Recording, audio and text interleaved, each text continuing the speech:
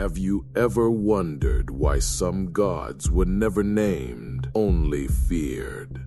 Tonight, we uncover the myth they buried deeper than Tartarus itself, the story of Persephone's first love, the one who came before Hades, before the underworld, before everything you think you know about the Queen of the Dead. They erased his name from every temple, every scroll, every prayer, but they couldn't erase what he became.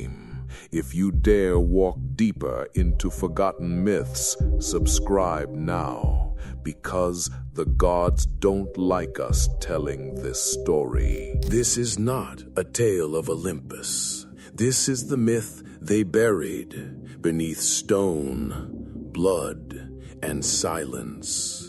Long before Hades claimed Persephone as his bride, there was another who loved her, a mortal whose passion burned so bright it threatened the very fabric of divine order. But passion, when it touches the realm of gods, becomes something far more dangerous than love, whose name was Orpheus's brother, though even that connection was severed from history.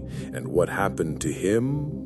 Well, that's where our story turns from forbidden to cursed. Picture ancient Greece, fog curling through broken temples, sanctuaries hidden in cursed groves, and whispers riding the wind. In the sacred meadows of Sicily, where Persephone once danced among the narcissus flowers, there stood a shrine older than memory. Here, before dawn painted the sky, a young shepherd would leave offerings of honey and wild roses. They say her name could turn wine to blood, but no one dares to speak it anymore. She was Persephone before she became Persephone. Wild, untamed, daughter of Demeter, but servant to no law. In those days, she walked between worlds freely, her feet touching both earth and shadow. The shepherd saw her true form, not the innocent maiden of later myths, but the ancient goddess of vegetation and death intertwined. Her eyes held the green of spring's first growth and the black of winter's final breath. And when she looked upon the shepherd, the very flowers around them began to wither and bloom simultaneously. He only wanted to see her face once, but curiosity is the oldest curse. The shepherd, whose name the gods have stolen from us, began to dream of her nightly. In his visions, she beckoned him deeper into the sacred grove, past the boundaries that separated mortal from divine. Each night he ventured further. Each dawn he returned changed. The villagers noticed his eyes had taken on an otherworldly gleam. His sheep began to birth lambs with flowers growing from their fleece. But he couldn't stop. He was falling in love with something that existed beyond love itself. And that's where the story gets dangerous. No one heard his scream, only the olives bled. On the seventh night, he finally reached the heart of the grove, where she waited. But this was not the gentle meeting of lovers. This was the collision of mortal desire with divine nature. She offered him a choice: remain mortal and forget her forever, or join her in the twilight realm between life and death. She became what they feared most. Now she walks the sea like a question no one dares to answer. The shepherd's choice transformed them both. His mortal frame couldn't contain the divine love he'd accepted, so he became something new, neither alive nor dead, but eternally existing in the space between.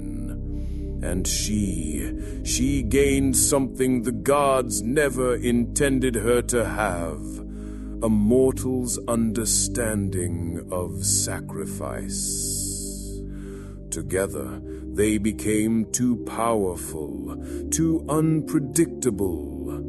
The other gods, led by Zeus himself, moved against them. But you cannot simply kill what exists between worlds. Where she cried, springs still run red, and nothing grows where he slept. The land itself bears witness to their forbidden love. In Sicily, there are places where flowers bloom in winter and die in spring. Backwards, wrong, beautiful in their defiance. Sailors speak of seeing two figures walking hand in hand across the waves during storms, their presence both calming and terrifying. No one tells you what happened to the last man who tried to follow them into the water. But his fishing nets were found days later, filled not with fish, but with roses that crumbled to ash at sunrise. No hymn sings of him. No statue bears her face. They were erased by divine decree. The gods rewrote history itself, casting Hades as Persephone's first and only love. But divine erasure is never complete. It leaves scars, shadows, whispers in the dark. Every myth of Persephone's reluctant descent to the underworld carries the echo of her true first choice, to love someone the gods forbade. The priests were ordered to burn any text that mentioned the shepherd. Artists who painted her true form found their work mysteriously corrupted. But memory is a stubborn thing, especially when it's soaked in divine blood. One line in a charred scroll warns, "Do not wake what sleeps beneath the laurel." Hidden in the ruins of forgotten temples, archaeologists still find strange inscriptions. A broken vase depicting a figure with flowers for eyes, a marble fragment showing hands that end in roots. These are the breadcrumbs of a love story the gods tried to erase. Ancient Greek poetry contains gaps, missing verses that scholars blame on time and war. But those gaps are perfectly shaped, too precise to be accidental. They're God-sized holes in human memory. If you're still here, you walk among the rare few who seek the shadows. Join us before they find us. Hit that subscribe button and ring the bell, because stories like this don't surface often, and when they do, they don't stay visible for long. They say those who dream of her never wake the same. In modern Greece, there are still reports, farmers finding their fields arranged in impossible patterns overnight, fishermen seeing lights beneath the waves that pulse like a heartbeat, children drawing pictures of a woman with flowers in her hair and shadow at her feet. Though they've never heard the old stories, she's returning, slowly, as the divine erasure weakens with time. And with her return comes the question: what happens when the gods' greatest cover-up finally unravels? Was she punished for evil or for power? Consider this. Every myth we know paints women who choose their own destiny as cautionary tales. Pandora, Medusa, even Persephone's official story reduces her to a victim rather than a goddess who made her own choices. But what if the real crime wasn't her love affair with a mortal? What if it was showing other gods that divine power could be shared, that the rigid hierarchies of Olympus weren't inevitable? What if her real threat was proving that love could be stronger than divine law? I screamed for centuries, but only the dead listened. I bled through temples no one prays in. I am not gone. I am buried, awake. You mortals think death is the end, but I tell you, erasure is far worse. To exist but be forgotten. To love but be denied even the memory of love. This is the punishment they reserve for those who dare to change the rules. But I am patient. I am the queen of things that grow in darkness. And my love, my beautiful mortal who became something more, he waits with me in the spaces between your dreams. Soon, very soon, the world will remember our names.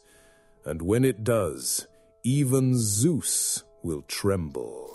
Even now, some avoid saying her name, but her myth moves in symbols, in instincts, in dreams. Modern pagans speak of the dark Persephone, the aspect of the goddess that exists outside her sanitized myths. They sense something missing from the official stories, something that makes the shadows deeper and the flowers more dangerous. Her influence bleeds through in unexpected places: Gothic literature, modern art, the eternal human fascination with forbidden love. She is the whisper that asks, what if the gods don't always win? You can forget a name, but not its shadow. Tonight, you've walked in the footsteps of a love story so dangerous that immortal beings tried to erase it from existence. You've heard the name they hoped would never be spoken again. And now, like everyone who knows this secret, you carry a piece of their defiance in your dreams. The question isn't whether this story is true.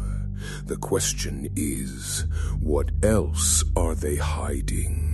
Next, we enter the house of the god who eats memories. If you feel the chill of her name even now, subscribe, because what's buried in silence will rise again. Leave a comment if you've ever dreamed of flowers that bloom backwards or shadows that move when nothing else does. You might be more connected to this ancient story than you think. And remember, the gods are always watching, but they're not the only ones with power over stories. Sometimes The forgotten fight back.